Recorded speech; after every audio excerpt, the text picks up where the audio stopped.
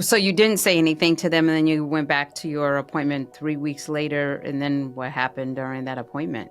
The ultrasound tech came in and she was doing the measurements and everything. And my IPs couldn't be there on FaceTime for that appointment. They just said call us, afterwards. So the ultrasound tech is, doing everything, looking around. And then she's like, let me get the doctor. So the doctor comes in and they're both looking at the screen, spending a long time. And I'm like, the doctor said, can you call your IPs? I have something I need to talk with both of you about. So we call and my IM answers. She was at her daughter's dance competition or something. And the doctor's like, can you go outside? I have to talk to you both about something. So that's when I was like, okay, like this doesn't seem like it's going to be a good conversation.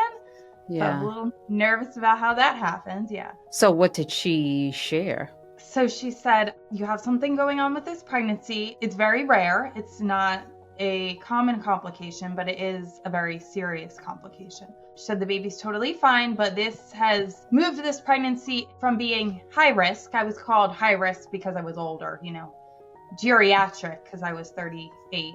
Going from high risk to seriously high risk now. So what was her recommendation? What did she say, like what has to happen or what you need to do? Or like, obviously you just gave these people this news, like now what? Right. So she said you have vasa previa with velamentous cord insertion, which means the vessels that should be growing inside of the umbilical cord are growing on the outside for whatever reason. It's just a random, weird complication that sometimes happens. The vessels should be protected inside the umbilical cord because the umbilical cord has jelly around it, and I forget exactly what it's called, but it makes it so it's safe. So the vessels are safe in there. Because the vessels are growing on the outside and they are laying right on top of my cervix, and the vessels are all of the baby's blood. So it directly connects from the baby to the placenta. None of it was my blood in the vessels. It was all the baby's blood, which means if the vessels were to burst, it would be all of the baby's blood. And because the baby is so small, there isn't very much blood. So they would only have 5 minutes to get the baby out before the baby died because the baby would bleed.